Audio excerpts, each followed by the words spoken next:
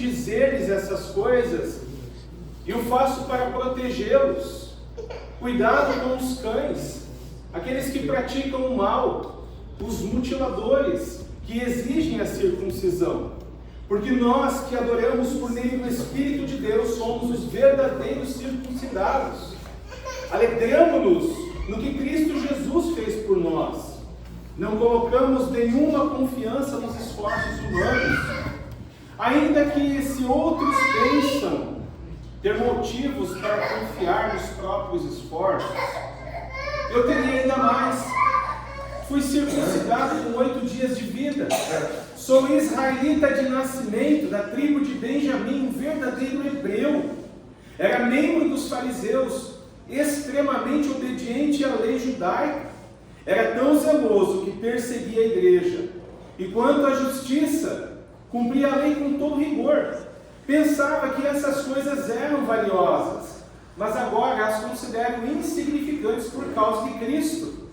Sim, todas as outras coisas são insignificantes comparadas ao ganho inestimável de conhecer Cristo Jesus, meu Senhor.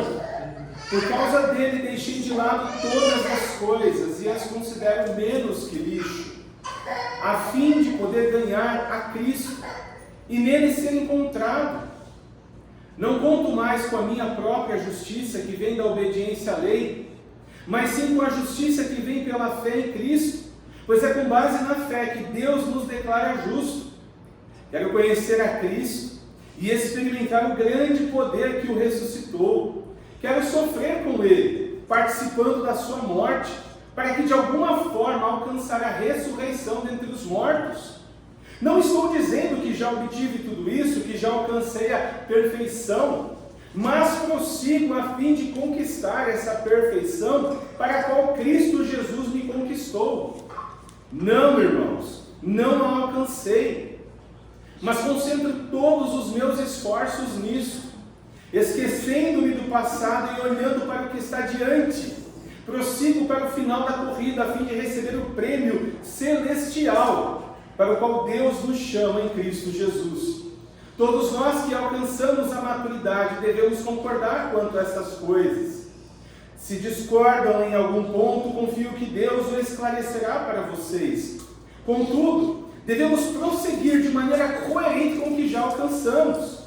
Irmãos, sejam meus imitadores e aprendam com aqueles que seguem nosso exemplo. Pois, como lhes disse muitas vezes, e digo novamente com lágrimas nos olhos, há muitos cuja conduta mostra que são, na verdade, inimigos da cruz de Cristo, do Salvador, o Senhor Jesus. Estão rumando para a destruição. O Deus deles é o seu próprio apetite. Vangloriam-se de coisas vergonhosas e pensam apenas na vida terrena. Nossa cidadania, no entanto, está no céu, vem do céu, e de lá aguardamos ansiosamente a volta do Salvador, o Senhor Jesus Cristo. Ele tomará nosso frágil corpo mortal e o transformará num corpo glorioso como o dele, usando o mesmo poder com o qual submeterá todas as coisas ao seu domínio. E aqui, palavra do Senhor, vamos orar? Deus e Pai de nosso Senhor Jesus Cristo, pedimos nesse momento que Teu Espírito Santo abra os nossos olhos, abra os nossos ouvidos e o nosso coração para a Tua Palavra, e que a Tua Palavra venha sair do nosso entendimento e cair no nosso coração. Que não venhamos apenas a entendê-la, mas a vivê-la e experimentá-la para participar contigo. Abençoe, Senhor, em nome de Jesus. Amém. O tema do meu sermão nessa noite é salvação, santificação e modelação. Os estágios da caminhada cristã. Ao longo de alguns meses, eu e o pastor Jalson, nós estamos expondo a carta de Paulo aos Filipenses.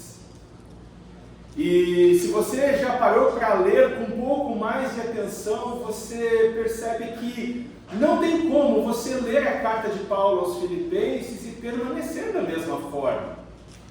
Não tem como você passar batido pelo ensinamento de Paulo a respeito da gratidão e continuar sendo ingrato ou reclamão. No capítulo de número 1, o apóstolo Paulo ele se apresenta e faz uma breve introdução da carta. Ele está preso em Roma. Essa carta, meus irmãos, é uma carta de despedida. Paulo está para ser morto. Nós precisamos ter isso em mente quando nós lemos essa carta. Mas mesmo preso, mesmo próximo de sua partida, mesmo que ele não vá ser morto nesse momento de sua prisão, ele ainda vai ser solto por um breve período de tempo, e depois será preso novamente e então decapitado. Nós vemos que Paulo, ele é grato e está contente, porque o Evangelho avançou em toda Roma. Ele está compartilhando isso com os irmãos em Filipos, porque são irmãos que ele carrega aonde? No coração. Eu vos trago no coração. No capítulo de número 2, nós temos então aquilo que eu diria ser o texto mais importante da carta. Quando o apóstolo Paulo começa no versículo 5 em diante e fala a respeito da humilhação de Jesus Cristo e sua exaltação, nós temos ali o âmago da carta, nós temos o cerne da carta, nós temos a parte mais importante de toda a carta. Esse texto do capítulo 2 é o tipo de texto que, se não tivesse na carta de Filipenses, a carta não faria nenhum sentido, meus irmãos. Paulo constrói toda a sua carta baseado no seguinte: Cristo Jesus, o Deus que se fez carne, ele, sendo Deus, não ousou ser igual a Deus, mas a si mesmo se esvaziou, assumindo forma humana, forma de servo. Se humilhou morrendo morte de cruz, em lugar de gente que não merecia. Cristo não morre no lugar de pessoas que merecem, ele morre no lugar de gente que não merecia. E por isso então Deus o exaltou e o elevou acima de todo nome, para que ao nome de Jesus todo joelho na terra, nos céus e debaixo da terra se dobre, e toda língua confesse que Jesus é Senhor, para a glória de Deus Pai. É baseado nesse pequeno texto do capítulo 2 que Paulo vai estruturar toda a sua carta. É baseado nisso que ele vai falar, por exemplo, agora no capítulo 3, sobre os estágios da nossa vida nesse mundo. Ele vai falar de salvação, ele vai falar de santificação e ele vai falar também de imitação. É interessante perceber que Filipenses é uma das cartas que mais fala sobre alegria. Inclusive, alguns também vão dizer que esse é um tema muito importante. Paulo ora com alegria. Paulo pede que eles completem sua alegria. É importante, meus irmãos, perceber que a alegria que Paulo está falando aqui, no comecinho do capítulo 3, que já falou no capítulo 1, no capítulo 2 e vai falar no capítulo 4, não é uma alegria momentânea. Paulo não está falando de um sentimento que nós experimentamos quando temos uma vitória, ou quando nós comemos uma boa pizza, ou um bom peixinho, né, irmão? Não é desse tipo de alegria que Paulo está falando. Paulo está falando de uma alegria plena, de uma alegria que é alcançada em Jesus Cristo. E é interessante que quando nós olhamos para o Novo Testamento, nós percebemos isso também, a presença desse tema, alegria. E, de certa forma, assim como Paulo, um mandamento: alegrem-se, sejam alegres. O Antigo Testamento também vai abordar a questão da alegria, e um texto muito interessante que vai falar sobre isso está em Abacuque, capítulo 3, verso 17 e 18. Ainda que a figueira não floresça, e não haja fruto na videira, ainda que a colheita de azeitonas não dê em nada, e os campos fiquem vazios, improdutivos, ainda que os rebanhos morram nos campos e os currais fiquem vazios, mesmo assim me alegrarei no Senhor e exultarei no Deus da minha salvação. Em primeiro lugar, o texto dessa noite, ele fala a respeito da salvação alcançada pela fé em Jesus Cristo. Esse tema tão importante nós percebemos do verso 1 até o verso de número 11. Estamos no mês também de Reforma Protestante, então são 507 anos, acho que são 507, 2024, 507 anos de Reforma Protestante, e Sola Fide é um dos temas da Reforma, um dos temas que foi defendido, ou seja, o homem é declarado justo diante de Deus por fé somente.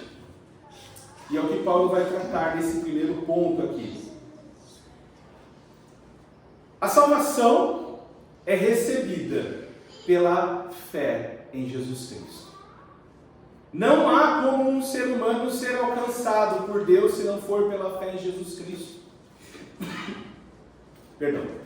Não há como experimentarmos no Maranata a volta de Jesus sem ser pela fé em Jesus. A alegria é um mandamento. Ele diz: se alegrem no Senhor. A salvação que o homem ele recebe pela fé em Jesus Cristo, meus irmãos, é fonte de alegria plena. Aqueles que tiveram um encontro com Jesus Cristo experimentam todos os dias de sua vida alegria verdadeira. Não tem como você dizer assim: eu tive um encontro com Jesus Cristo e eu não experimento essa alegria. Há um antes e um depois. É interessante que, quando nós olhamos para um exemplo muito interessante que você pode ver na série The Chosen, você assiste o The Chosen, e aqui eu vou fazer um parênteses bem grande. The Chosen não é Bíblia, tá, irmãos? Não assistam The Chosen se você não leu a Bíblia. Primeiro leia a Bíblia, depois você vai assistir The Chosen. Mas uma das personagens que eu mais me admiro ali é aquela moça Maria, da qual Jesus expulsa uma legião de demônios. Uma mulher que vivia atormentada dia e noite, mas que a partir do momento em que ela tem um encontro pessoal com Jesus Cristo, ela passa a experimentar alegria por sua salvação. Muitas vezes, meus irmãos, eu e você, nós ficamos tristes, nós ficamos deprimidos porque nós começamos a olhar para o lado errado. Nós começamos a olhar para as coisas que nós não temos. Nós começamos a olhar para o carro que nós ainda não temos, ou para a casa que a gente ainda não tem, ou para o corpo que a gente ainda não tem, né? E a gente começa a ficar triste. Ou para o amigo que foi embora, ou para o familiar que acabou falecendo. Meus irmãos, a salvação que nós recebemos em Cristo Jesus produz alegria inesgotável em nossa vida.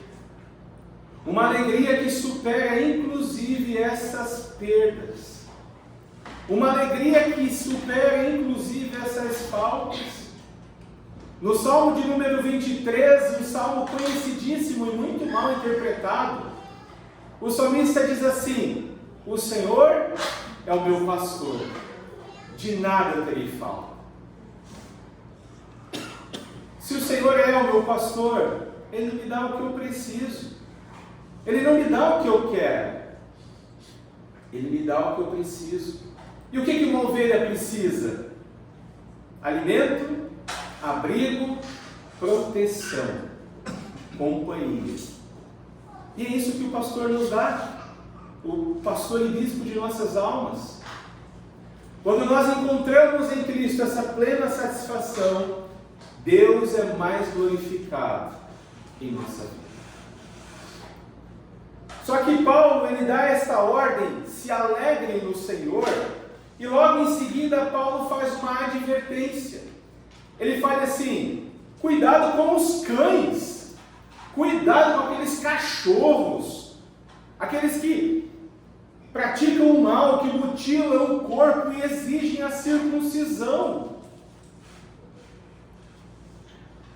Tenham cuidado com os judaizantes. Paulo está falando aqui de pessoas que talvez tinham conhecido o Evangelho, que estavam no meio da igreja, mas que falavam: não, a salvação é pela fé em Jesus, mas é necessário fazer a circuncisão, porque está na lei de Moisés. Circuncisão, para os irmãos que talvez não saibam o que é um corte feito no prepúcio do menino no 8º dia de vida. Foi uma ordem que o Senhor Deus deu em Gênesis 17.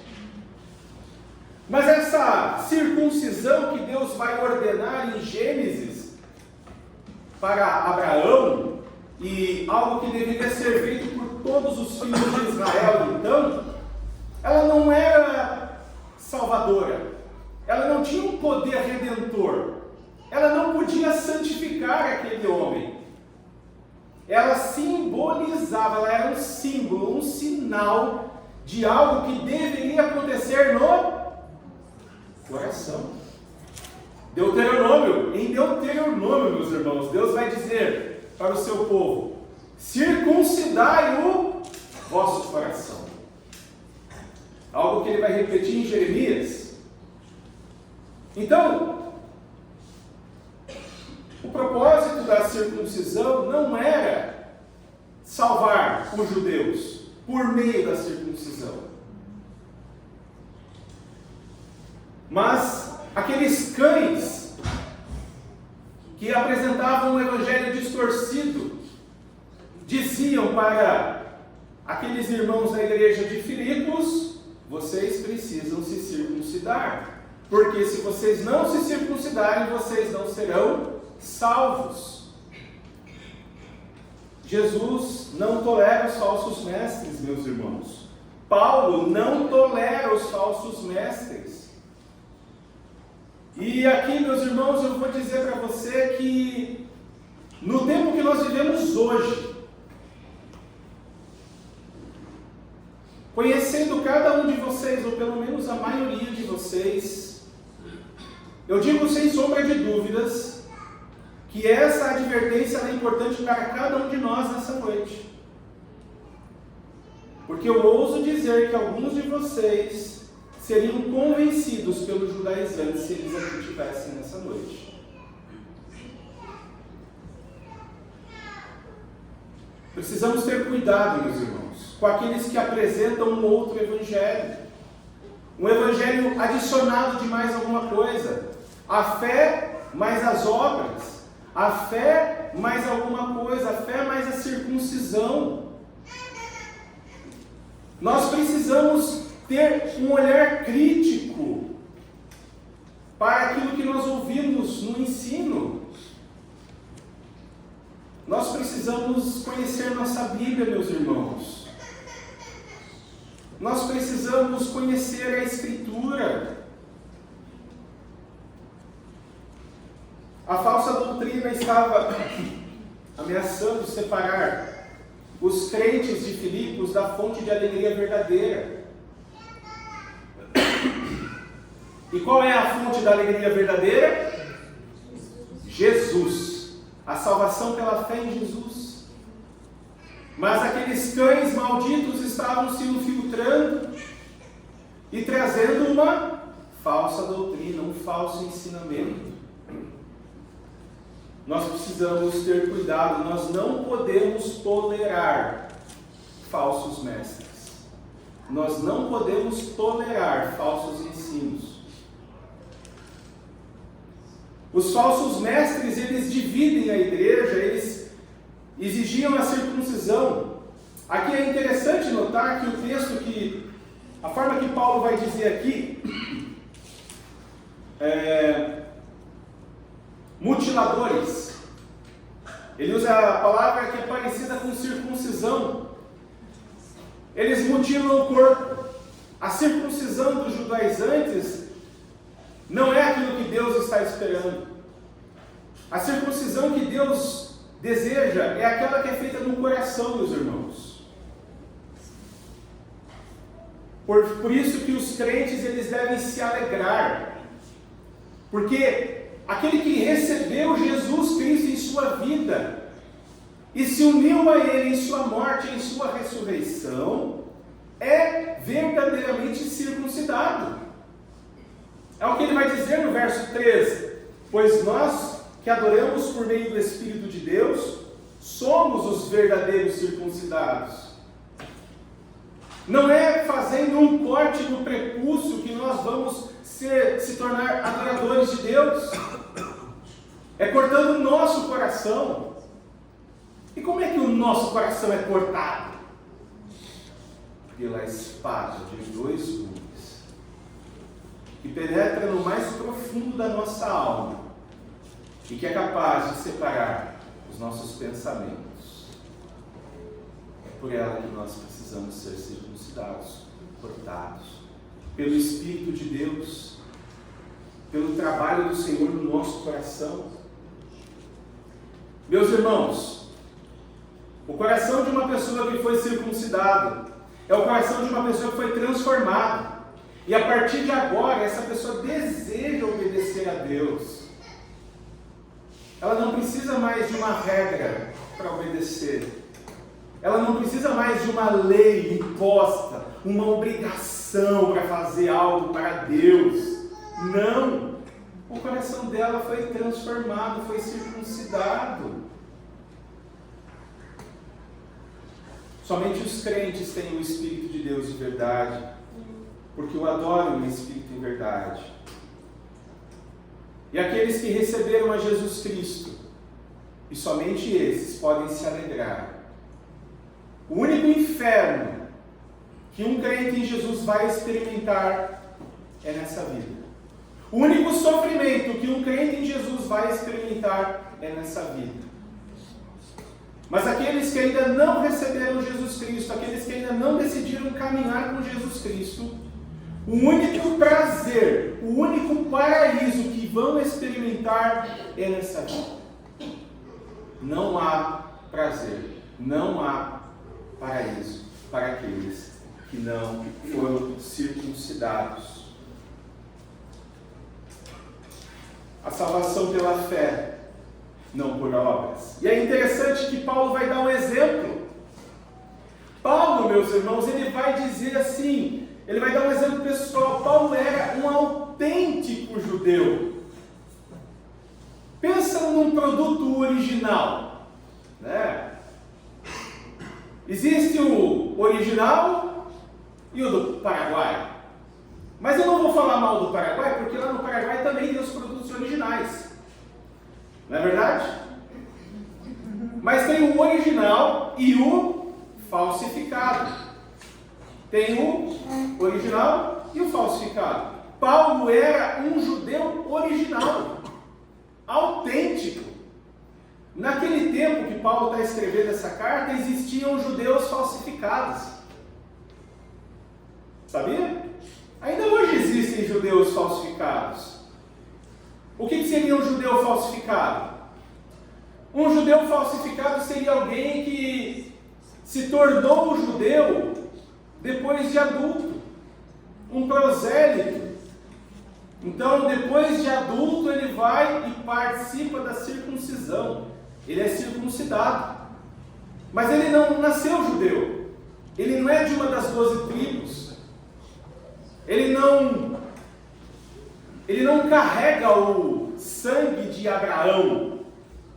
Se faz lá aquela árvore genealógica na sua vida, não consegue chegar até Abraão porque ele não é descendente de Abraão. E já existia, naquele tempo existiam aqueles que eram prosélitos, que se tornavam judeus por adesão. Por exemplo, quando alguém vem a Cristo hoje, quando você vem a Cristo, você faz parte de uma igreja, você não tem o DNA de Jesus Cristo correndo nas suas veias, o DNA do seu pai, da sua mãe. Então, naquele tempo existia algo semelhante com o judaísmo. Então, muitas pessoas, muitos homens, se tornavam judeus quando eram adultos. Mas Paulo era um verdadeiro judeu. Ele era judeu original, de fábrica. É o que ele vai dizer no verso 3 em diante. Ele vai dizer assim: não colocamos nenhuma confiança nos esforços humanos. E ele vai dizer: ainda que se outros pensam ter motivos para confiar nos próprios esforços, eu teria ainda mais. Fui circuncidado com 8 dias de vida, ou seja, no tempo certo. Sou israelita de nascimento, ou seja, não sou um xing-ling não, sou judeu. Sou da tribo de Benjamim. E quem é a tribo de Benjamim é uma das 2 tribos que permaneceu fiel aos reis de Israel que serviram a Deus. Verdadeiro hebreu, membro dos fariseus, extremamente obediente à lei judaica. Ou seja, Paulo não era simplesmente um judeu qualquer. Ele tinha a melhor educação, a melhor escola de teologia do judaísmo. Paulo foi aluno. Ele tinha um sangue judeu. Por exemplo, se você ler Mateus capítulo 1, você vai ver a genealogia de Jesus Cristo. Certo? Você vai ver a genealogia de Jesus Cristo. Jesus Cristo passa por Abraão. Faz parte da família de Abraão. Da mesma forma, Paulo. Ele não era tão zeloso que perseguia a igreja, enquanto a justiça cumpria a lei com todo rigor. Então, Paulo, até o versículo 6, ele deixa muito claro que ele era um judeu autêntico, original de fábrica. Não apenas isso, ele era o melhor que tinha do judaísmo. Ele era dos fariseus. Hoje, quando a gente pensa em fariseu, a gente sempre pensa, né? Hipócritas, raça de víboras, né? Arrependam-se. A gente lembra das palavras de Jesus. Mas os judeus, os fariseus no tempo de Paulo, eram os mais aplicados na Escritura. Sabe aquele irmão, aquela irmã que você vê ele sempre com a Bíblia na mão, sempre orando, sempre procurando conhecer a Deus? Sabe, eu imagino que todo mundo conhece alguém assim, né? Eu não sou assim, mas eu conheço alguém assim. Então, Paulo era essa pessoa, se dedicava. Mas ele vai dizer, no verso 7, pensava que essas coisas eram valiosas, mas agora considero elas insignificantes por causa de Cristo. E aí ele vai enfatizar, a partir do verso 8, a salvação pela fé somente. Ele diz: sim, todas as outras coisas são insignificantes comparadas ao ganho inestimável de conhecer Cristo Jesus, meu Senhor. Tudo que eu fiz no passado, tudo que eu fiz, tudo que eu aprendi, toda a minha religião, a minha descendência, tudo isso não vale nada quando eu comparo a conhecer Jesus Cristo, meu Senhor. Ter um bom nome não vale nada. Ter uma boa educação não vale nada quando eu comparo em conhecer Jesus Cristo, meu Senhor. Por causa dele deixei de lado todas as coisas e as considero menos que lixo, a fim de poder ganhar a Cristo e ser nele encontrado. Menos que lixo, irmãos. Algumas traduções vão colocar inclusive esterco. A A ideia de lixo aqui é o tipo de coisa que era jogado para os cães comerem. Seu cachorrinho hoje come só pedigree, né? Naquele tempo os cachorrinhos não eram tão fofinhos, tão bonitinhos, eles não comiam pedigree. Eles comiam defunto, carne podre, lixo, excremento. E Paulo vai comparar tudo aquilo que ele tinha como se fosse menos do que isso. Ou seja, meu conhecimento, meu nascimento, tudo, a minha perfeição na lei, a minha obediência à lei, não vale nada. E ele termina dizendo assim: não conto mais com a minha própria justiça que vem da obediência à lei, mas sim com a justiça que vem pela fé em Cristo, pois é com base na fé que Deus nos declara justos. Irmãos, os rituais religiosos não têm poder de salvação. Os rituais religiosos não podem te tornar santo e justo diante de Deus. Somente a fé em Cristo nos torna justos. O que é ser declarado justo diante de Deus? É diante de Deus, o Senhor, quando olha para aquele que confiou plenamente em Jesus, então Deus agora o considera inocente. Não apenas perdoado, inocente. Mas como inocente se eu sou culpado? E se eu fiz o que fiz e eu ajo do jeito que ajo? Irmãos, isso é graça. Nós não fazemos nada, Deus fez tudo. Isso é graça. Esse é o presente de Deus, que é recebido pela fé. E se você ainda não creu em Jesus Cristo, se você ainda não decidiu caminhar com Jesus Cristo, eu convido você nessa noite a decidir caminhar com Cristo pela fé, a receber esse presente de Deus pela fé, a ignorar tudo aquilo que você já fez de certo na sua vida, a ignorar tudo aquilo que você já fez de correto na sua vida. Eu convido você nessa noite a fazer, a ignorar, a considerar como lixo as suas boas obras, e a se render a Jesus Cristo, e a dobrar seu coração a Jesus Cristo, porque somente Ele pode nos salvar pela fé. Paulo quer experimentar os sofrimentos de Cristo para poder experimentar o poder da sua ressurreição, é o que ele vai dizer no verso 10. Ele não quer apenas sentir na mente, ele quer sentir na carne, e é por isso que ele se alegra até mesmo no sofrimento. Ele tem expectativa da sua ressurreição. Aquele que foi salvo, meus irmãos, vai ressuscitar. Vai ressuscitar com Cristo, num corpo glorificado, num novo corpo, uma nova vida.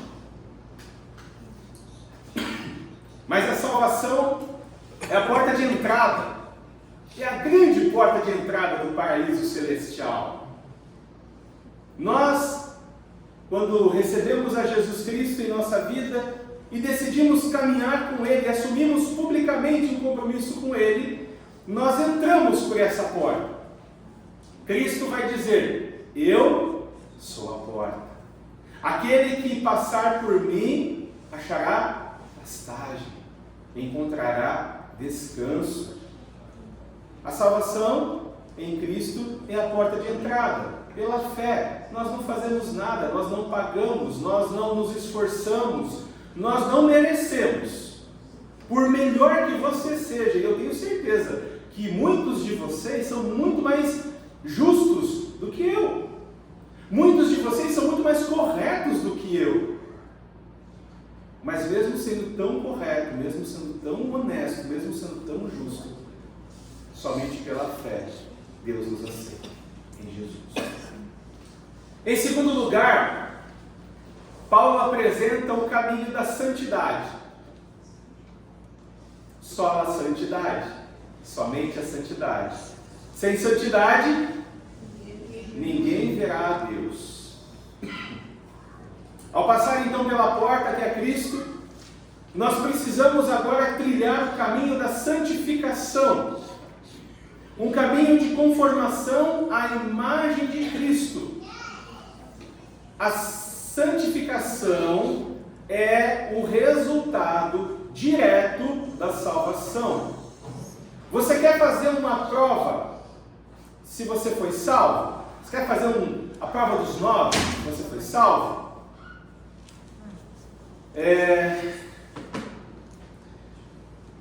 Olhe para a sua vida e faça uma comparação quão mais parecido com Jesus você é hoje do que você era no dia que você decidiu caminhar com Ele. Se a sua resposta for dizer assim: pastor, eu acho que eu não estou tão parecido com Jesus não quanto eu deveria, mas um pouquinho eu já estou, então você está caminhando o caminho da santificação. Verso 12 diz assim: não estou dizendo que já obtive tudo isso, que já alcancei a perfeição.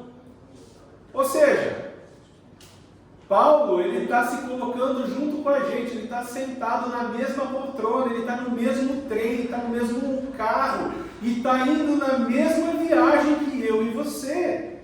Quando ele diz assim, eu estou falando tudo isso, mas assim, não é que eu já alcancei essa perfeição, mas prossigo a fim de conquistar essa perfeição para a qual Cristo Jesus me conquistou. Ou seja, eu sou salvo, mas eu preciso ser santo. Eu fui salvo pela fé em Jesus Cristo, e agora eu preciso ser santo, porque sejam santos, porque o Senhor, o seu Deus, é santo. Sem santidade ninguém verá a Deus. Então agora eu prossigo a fim de conquistar a perfeição. Por exemplo,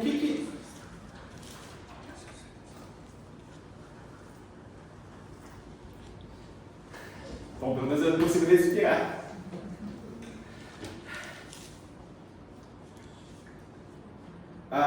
Quando nós olhamos para Efésios,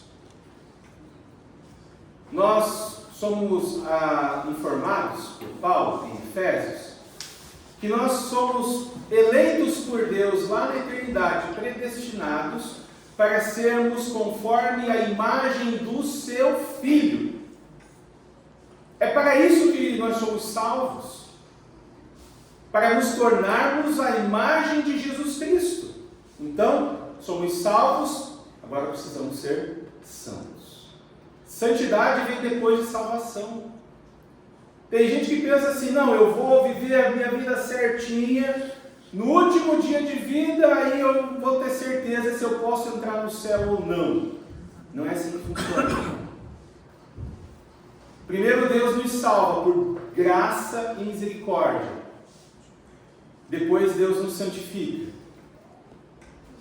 A santificação, então, ela começa quando, pastor? Ela começa no momento da regeneração. O que é regeneração? É quando Deus ele tira o coração de pedra e coloca um coração de carne, um coração sensível, um coração que deseja obedecer Jesus Cristo, um coração que deseja orar, um coração que deseja ler a Bíblia, um coração que deseja estar no culto. Verso 13, Paulo diz assim: não, irmãos, não alcancei, mas concentro todos os meus esforços nisto, esquecendo-me do passado e olhando para o que está adiante, prossigo para o final da corrida, a fim de receber o prêmio celestial para o qual Deus nos chama em Cristo Jesus. Irmãos, Paulo ele se coloca agora como um corredor, como um atleta. E como todo bom corredor de uma boa maratona, seja a maratona São Silvestre, seja a maratona de Boston, os corredores não ficam olhando para trás, eles não ficam assim, eles têm um alvo, um objetivo, e eles perseguem esse objetivo. E é o que Paulo faz agora. Paulo não fica preocupado com as coisas que ele fez de errado no passado. Paulo não fica com as coisas que ele preocupado com as coisas que ele fez de certo no passado. Não, ele tem um alvo.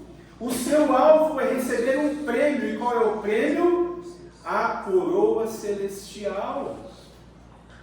O prêmio de Paulo é entrar nos portões do paraíso e ser recebido da seguinte forma: entre no gozo do seu Senhor, servo bom e fiel.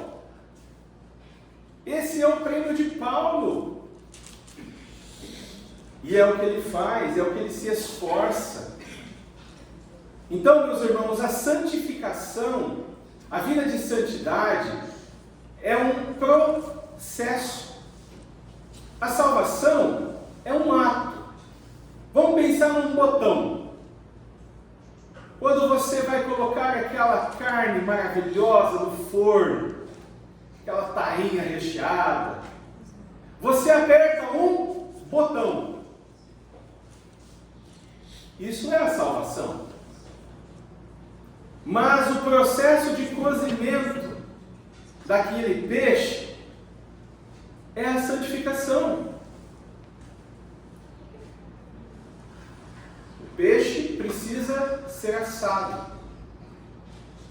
A nossa vida funciona da mesma forma, meus irmãos.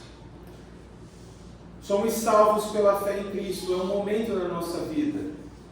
Mas a partir daquele momento se inicia um processo de santificação. Um processo de se tornar mais parecido com Jesus. Esta semana, conversando com o seu Luiz Carlos, ele já tem 20 anos que ele decidiu caminhar com Jesus. E eu olhei para ele e falei assim: meu irmão, se o senhor olha para trás, nesses seus 20 anos, e o senhor olha hoje, qual Luiz Carlos é mais parecido com Jesus? Ele falou assim: não tenho dúvida, hoje eu sou mais crente, hoje eu sou mais parecido com Jesus. Aí eu fiz a pergunta seguinte: então, meu irmão, e aquele Luiz Carlos que se converteu há 20 anos atrás, se ele tivesse morrido, ele ia ir para o inferno ou ele ia ir para o paraíso? Ele falou: não, estaria com Cristo. Veja, salvação é um ato. A partir do momento que nós somos salvos, nós já somos justos diante de Deus. Mas santificação é um processo que vai levar a vida inteira. A vida inteira? A vida inteira. Tem atalho? Não, não tem atalho. Não tem cirurgia, não tem botox, não tem bariátrica, não tem facilidade. É um processo constante de crescimento, de se tornar mais parecidos com Jesus. É interessante que no verso 15 e 16, Paulo termina esse trecho dizendo assim: olha, eu estou dizendo tudo isso para você, e talvez você não entenda tudo que eu estou dizendo, mas vá e faça o que você entendeu, porque Deus vai esclarecer. Irmãos, nós não vamos entender tudo aquilo que nós lemos na Escritura naquele momento. Hoje eu estou falando tanta coisa aqui que você fala assim: meu Deus, eu não entendi muita coisa. Não tem problema. Se você quiser pelo menos duas coisas para você não esquecer: salvação pela fé em Jesus Cristo é o ponto de inicial, é o ponto de partida. Santificação é o que eu preciso viver todos os dias da minha vida. O resto das coisas que eu estou falando aqui, que Paulo fala, Deus vai esclarecer o nosso coração. Por fim, sola imitação. Terceiro ponto, a partir do verso 17 até o final, o apóstolo Paulo, ele vai, após ele mostrar como que acontece a salvação e como que acontece a santificação, ele dá um manual de orientação. Ou seja, ele está dando dicas de como é que nós podemos nos tornar mais santos. E como é que nós podemos nos tornar mais parecidos com Jesus? Intimidade. Hã? Intimidade, conhecendo. Paulo vai dizer que nós podemos nos tornar mais parecidos com Jesus imitando Ele. Irmãos, verso 17: sejam meus imitadores, como eu sou. Aliás, sejam meus imitadores e aprendam com aqueles que seguem nosso exemplo. Sejam meus imitadores. Nesse processo de santificação, eu e você precisamos de modelos para imitar. Por quê? Se você já trabalhou ou trabalha numa indústria, eu trabalhei numa empresa de rotomoldagem, e nessa empresa a gente fazia lixeiras, caixas plásticas enormes. E o plástico que nós usávamos lá, o polietileno, ele é granuladinho. Então, quando você olha para uma caixa de plástico, para uma cadeira, você não imagina, mas isso um dia era granulado. Em alguns casos, pó. Mas é necessário pegar esse polietileno e colocar num molde maior do que o meu carro, muitas vezes. Esse molde vai para o fogo, e lá no fogo ele vai transformar o polietileno naquilo que é o molde. Então, Paulo ele vai dizer o seguinte: nós precisamos imitá-lo. E nós precisamos aprender com aqueles que seguem o exemplo de Paulo. Nós precisamos seguir, imitar pessoas que são mais parecidas com Jesus. Se eu quero ser mais parecido com Jesus, eu preciso sentar do lado, conversar, comer um lanche, caminhar, enfim, com alguém que é mais parecido com Jesus.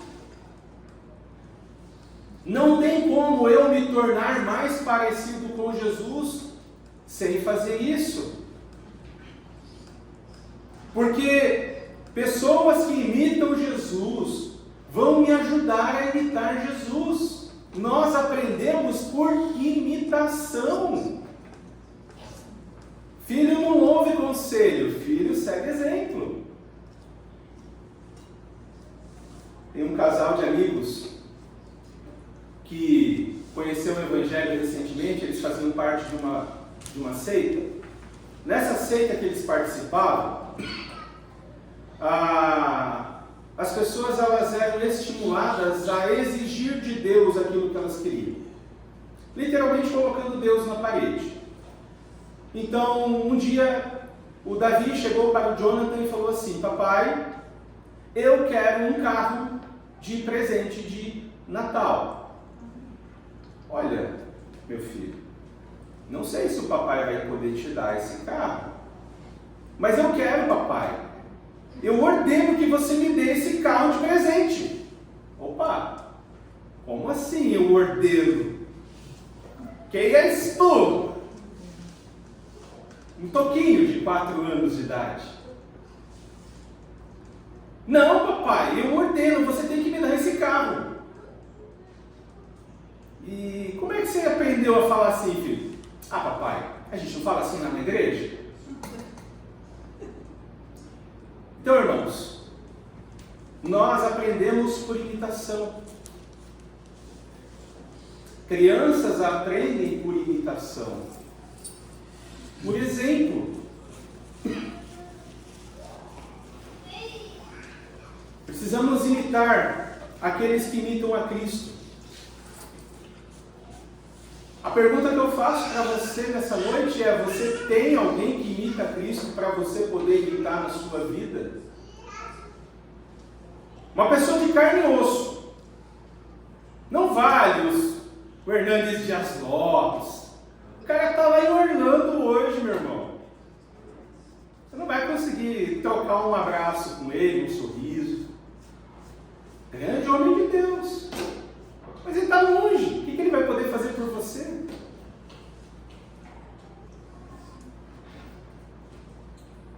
E você?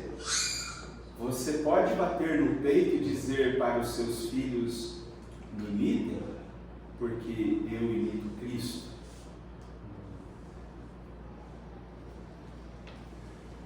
Nós somos chamados a imitar pessoas que imitam Jesus.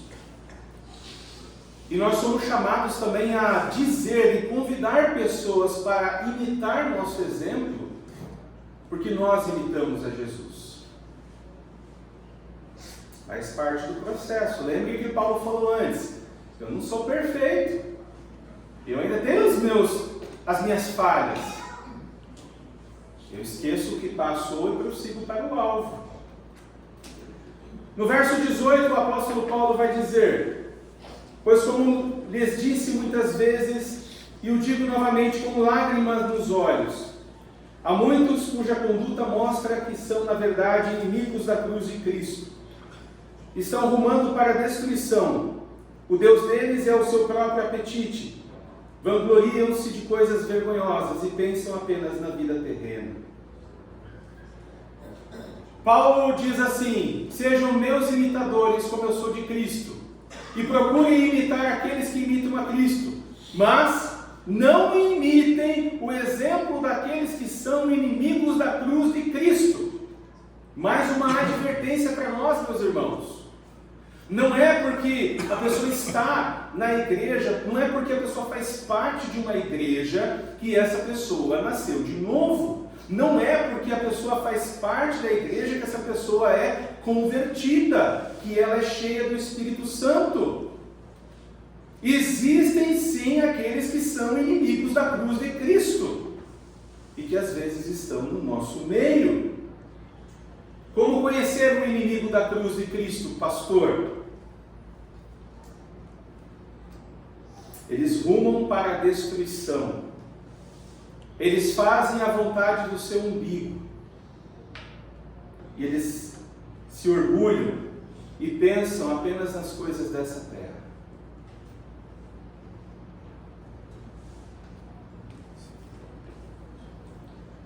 Não imitem os inimigos da cruz de Cristo.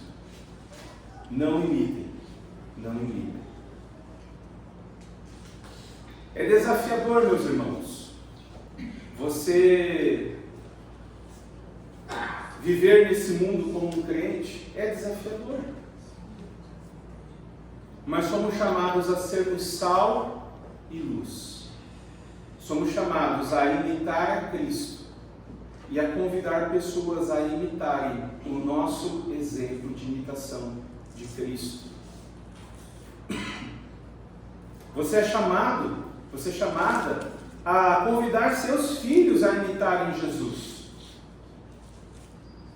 Não vai ser a escola que vai torná-los cristãos, nem a IBD da igreja.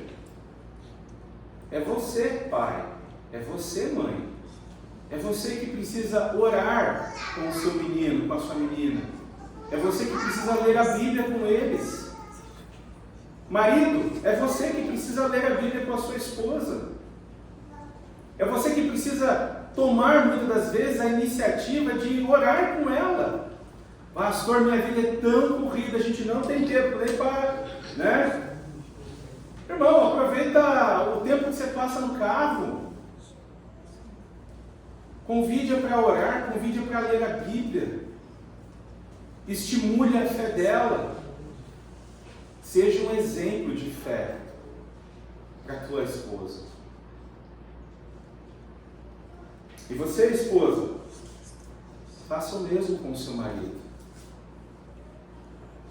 Tem que fazer o mesmo. Fazer o mesmo. Por fim, versos 20 e 21, Paulo vai deixar claro que a nossa pátria, meus irmãos, não é desse mundo. Nós somos cidadãos do céu e lá aguardamos ansiosamente a volta do Salvador, o Senhor Jesus Cristo. Ele tomará nosso frágil corpo mortal e o transformará num corpo glorioso como o dele, usando o mesmo poder com o qual submeterá todas as coisas a seu domínio. Paulo termina assim o capítulo de número 3, deixando claro para aqueles irmãos e para nós nessa noite que a nossa esperança não deve estar nas coisas desse mundo. Nós devemos trabalhar, nós devemos estudar, nós devemos fazer o melhor para a nossa sociedade. Mas a nossa pátria está nos céus. A nossa esperança é a volta de Cristo. Porque quando Ele voltar, Ele sujeitará todas as coisas ao seu domínio. Então, recapitulando, concluindo, salvação pela fé somente em Jesus Cristo, santificação, processo contínuo que dura a vida inteira, que tem um objetivo de ser parecido com Jesus Cristo a cada dia. Terceiro, precisamos de alguém para imitar, alguém que imita Jesus, e precisamos convidar pessoas para nos imitar, se nós imitamos Jesus. Vamos orar? Querido Deus e Pai, obrigado por esse tempo, pela Tua Palavra, que o Senhor nos acompanhe de volta para casa, abençoe essa semana, que essa palavra, Senhor, ela venha frutificar no coração da Tua igreja. Abençoe, Senhor. Esclareça os pontos que não ficaram claros na vida nessa passagem para alguns nessa noite. Assim como Paulo pede, eu peço também. E eu peço, Senhor, que o Senhor venha nos ajudar nesse processo de santificação, nesse processo de nos tornarmos mais parecidos com Jesus.